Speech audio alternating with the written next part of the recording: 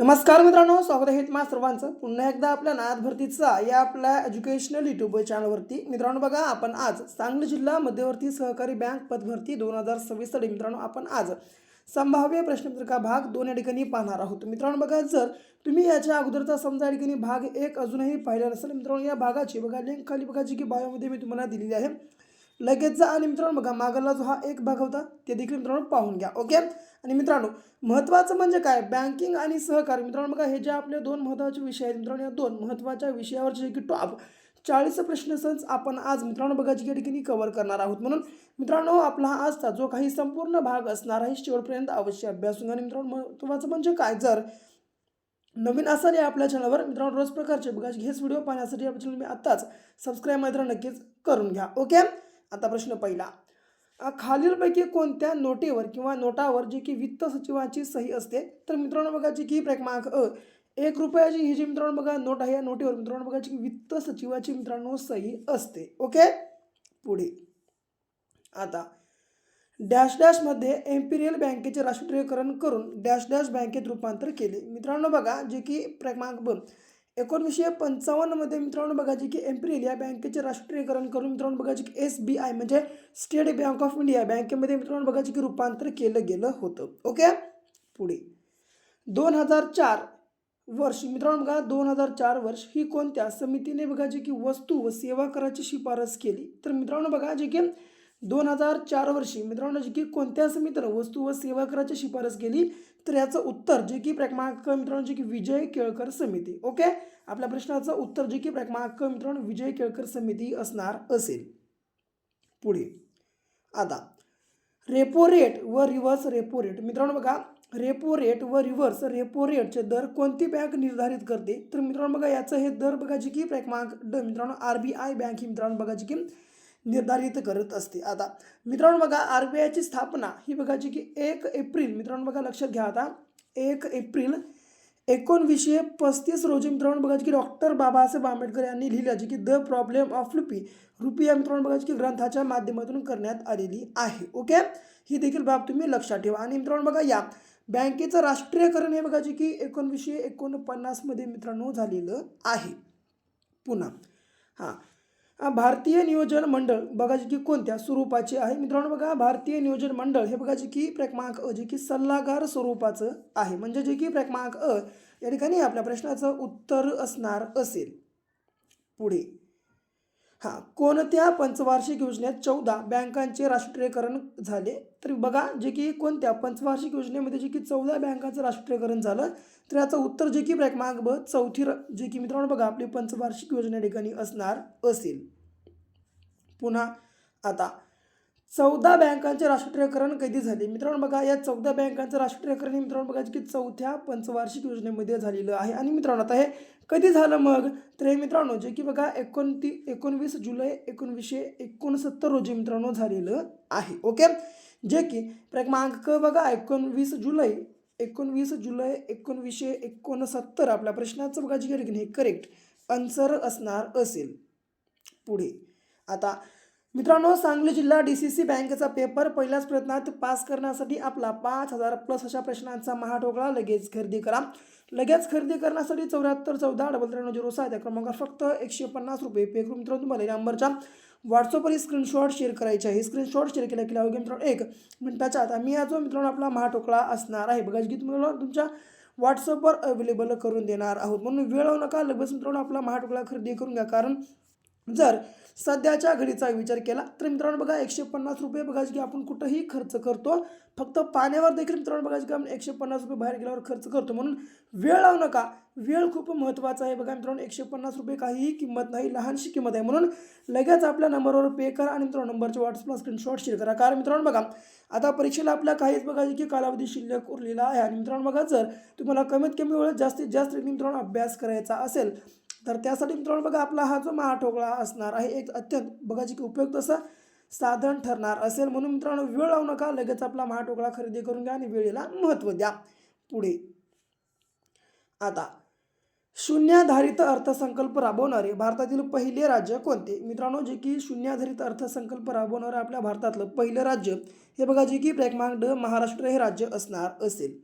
पुन्हा राष्ट्रीय हरित न्यायाधिकरणाची स्थापना कधी झाली? मित्रांनो, राष्ट्रीय हरित न्यायाधिकरणाची स्थापना ही बघा जी की कधी झाली, तर याचं उत्तर जे की क्रमांक मित्रांनो 2010 असणार असेल. ओके, पुढे आता कोणत्या राज्यात पहिली भूविकास बँक स्थापन केली गेली? मित्रांनो बघा जे की क्रमांक ब मित्रांनो पंजाब हे जे राज्य आहे मित्रांनो बघा, या राज्यामध्ये जी की पहिली आपल्या भारतातली जी की भू विकास बँक मित्रांनो या ठिकाणी स्थापन केली आहे. ओके, पुन्हा भारताची अंतर्गत गुप्तचर संस्था कोणती आहे? मित्रांनो बघा, आपल्या भारताची अंतर्गत गुप्तचर संस्था कोणती आहे?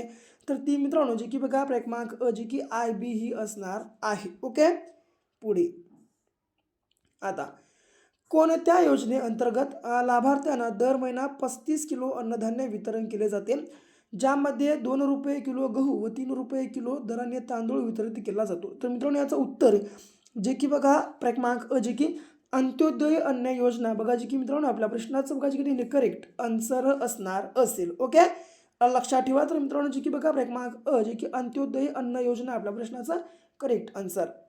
पुन्हा बांगलादेश बघा मित्रांनो, बांगलादेश ग्रामीण बँकेचे संस्थापक कोण आहेत? मित्रांनो जे की बांगलादेश या ग्रामीण बँकेचे संस्थापक हे बघा जे की मोहम्मद युनुस हे मित्रांनो जे की ठिकाणी असणार असतील.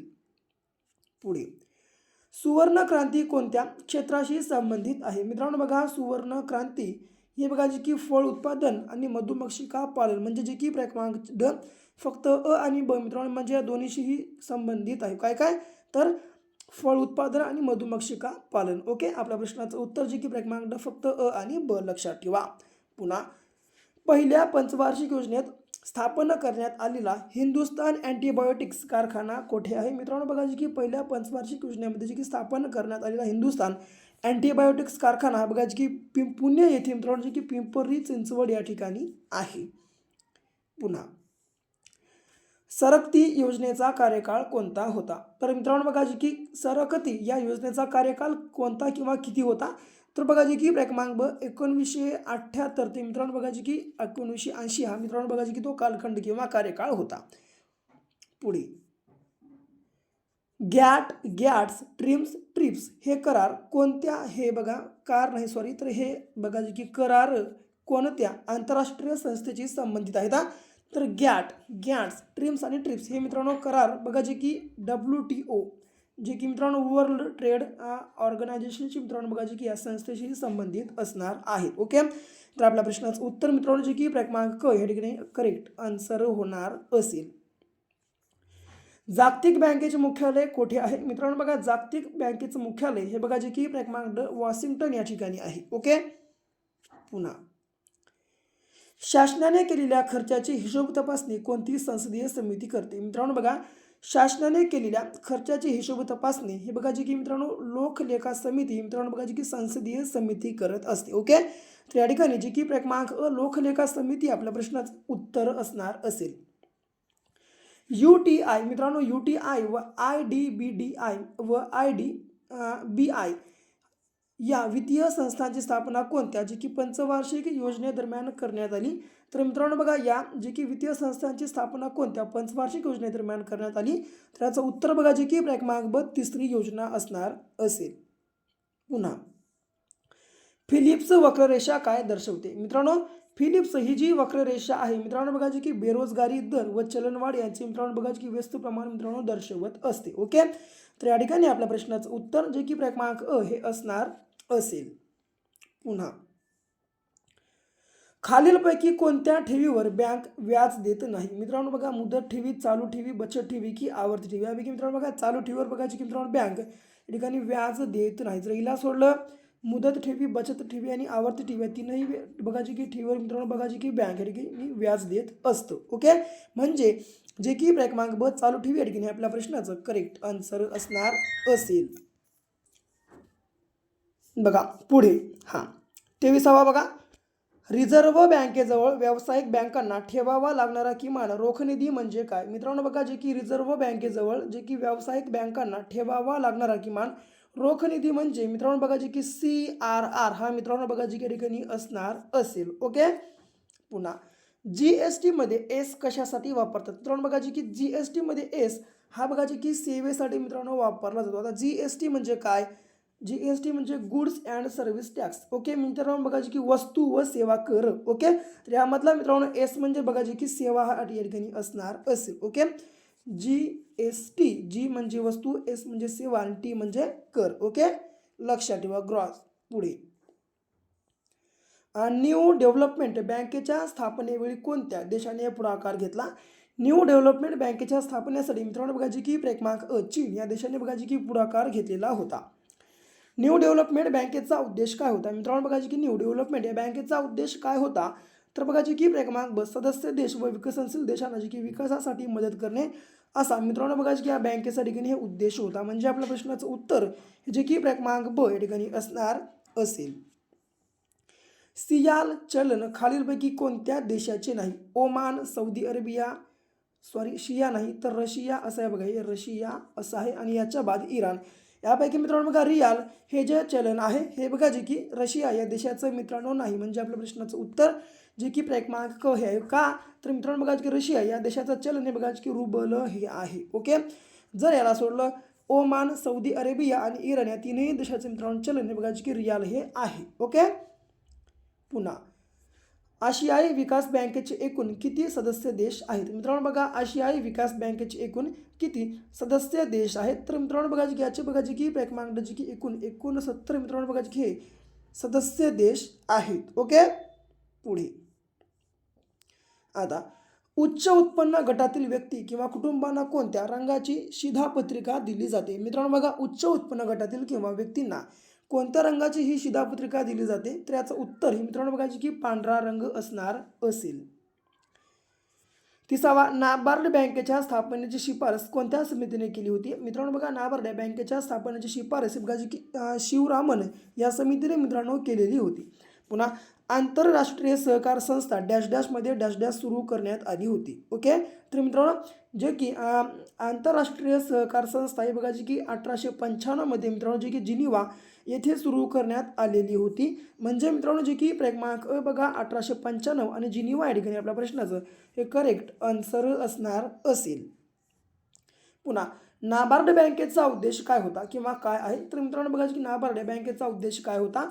तर कृषी व ग्रामीण क्षेत्राला पतपुरवठा करून विकास करणे या मित्रांनो बघा की नाबार्ड बँकेचा मित्रांनो जे की उद्देश होता किंवा कार्य होतं. महाराष्ट्राचे महसुली वर्ष कधी असते? मित्रांनो बघा आपल्या महाराष्ट्राचं बघा जे की महसुली वर्ष हे बघा जे की क्रमांक जे की 1 ऑगस्ट ते 31 जुलै दरम्यान मित्रांनो असते. म्हणजे आपल्या प्रश्नाचं उत्तर जे की क्रमांक या ठिकाणी क बघा जे की असणार असेल. पुढे जे की सहकारी बँकेची वैशिष्ट्ये खालीलपैकी कोणती आहेत? मित्रांनो व्यक्तीचे संघटन स्वतःहून बँक नोंदवतात. बरोबर आहे. स्वतंत्र व कायमचे अस्तित्व हे देखील करेक्ट आहे. नफ्याची न्याय विभागणी हे देखील करेक्ट आहे. व पुन्हा सर्व भागधारक मालक असतात हे देखील करेक्ट आहे. म्हणजे मित्रांनो बघा जी की याचं उत्तर हे बघा जी की पर्यायी उत्तर वरीलपैकी सर्व असणार असेल. ओके पुन्हा बघा राज्य सहकारी बँकेवर नजीकचे नियंत्रण कोणाचे असते? तर मित्रांनो बघा जी की राज्य सहकारी बँकेवर नजीकचं नियंत्रण हे बघा जी की नाबार्ड बँकेचं असते. मित्रांनो बघा जी की लक्षात जे की तुम्हाला सर्वांना बघा ठेवायचं आहे. राष्ट्रीय सहकार दिन कधी असतो? तर मित्रांनो बघा की राष्ट्रीय सहकार दिन हा बघा की जुलैचा पहिला शनिवार. मित्रांनो बघा जसं की जुलै महिन्यातला मित्रांनो बघा पहिल्या शनिवारी जो कोणता दिवस किंवा तारीख येईल मित्रांनो तो दिवस म्हणजे बघा की राष्ट्रीय सहकार दिवस असतो. ओके म्हणजे मित्रांनो जे की क्रमांक जुलैचा पहिला शनिवार या ठिकाणी आपल्या प्रश्नाचं उत्तर असणार असेल. तर मित्रांनो आता या ठिकाणी बघा जी की आपला आता जुलैचा महिना आहे आणि मित्रांनो आजची बघा जी की जुलैची जी की 13 तारीख आहे. तर मित्रांनो बघा जी आता मागल्या शनिवारी कोणता वार होता? तुम्हाला सर्वांना बघा जी की कमेंट बॉक्स जी की शनिवारी कोणता दिनांक किंवा कोणती तारीख होती या प्रश्नाचं उत्तर जे की तुम्हाला सर्वांना कमेंटमध्ये सांगायचं आहे. ओके लक्षात ठेवा. पुन्हा आता राष्ट्रीय सहकार सप्ताह केव्हा नाही बघा तर केव्हा असं आहे बघा. माफी असावी टायपिंग मिस्टेक आहे. तर मित्रांनो जे की राष्ट्रीय सहकार सप्ताह केव्हा साजरा केला जातो? तर मित्रांनो याचं उत्तर आहे बघा जे की 14 नोव्हेंबर ते जे की 20 नोव्हेंबर दरम्यान मित्रांनो बघा जे की राष्ट्रीय सहकार सप्ताह बघा जे की मित्रांनो ठिकाणी साजरा केला जातो. सहकार मंत्रालयाची स्थापना कोणत्या वर्षी करण्यात आली? तर मित्रांनो जी की सहकार या मंत्रालयाची स्थापना आहे बघा जी की 2021 या वर्षी मित्रांनो करण्यात आलेली होती. अग्रणी बँक कोणत्या बघा अग्रणी बँक योजनेचा उद्देश काय होता? तर अग्रणी बँक या योजनेचा उद्देश बघा की ग्रामीण भागात बँक व्यवसायाची वाढ करणे मित्रांनो बघा की असा आहे बघा की अग्रणी बँकेचा मित्रांनो उद्देश होता. ओके, जे की क्रमांक या ठिकाणी आपल्या प्रश्नाचं उत्तर असणार असेल.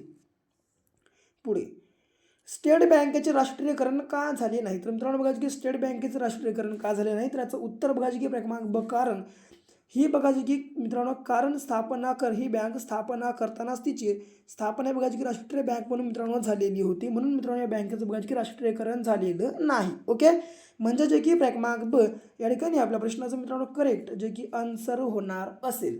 ओके, तर मित्रांनो ही होती आपली आधीची बघायची की मित्रांनो प्रश्न घेतले बघायची की भाग 2ची मोस्ट मित्रांनो बघायची की टॉपची PYQ जे की 40 प्रश्न संच. जर तुम्हाला समजा ठिकाणी व्हिडिओ आवडला असेल लाईक करा, तुमच्या मित्रांसोबत जास्तीत जास्त हा मित्रांनो आपला आजचा जो काही व्हिडिओ आहे जास्तीत जास्त शेअर करा. समजा अजूनही या ठिकाणी तुम्ही आपल्या या चॅनलला सबस्क्राईब केलं असेल लगेच आपल्या या चॅनलला मित्रांनो तुम्ही आत्ताच सबस्क्राईब पण करून घ्या. तर भेटू पण अशा एका नेक्स्ट लेवलच्या नवीनशा भागासोबत. तोपर्यंत घ्या काळजी, करा अभ्यास.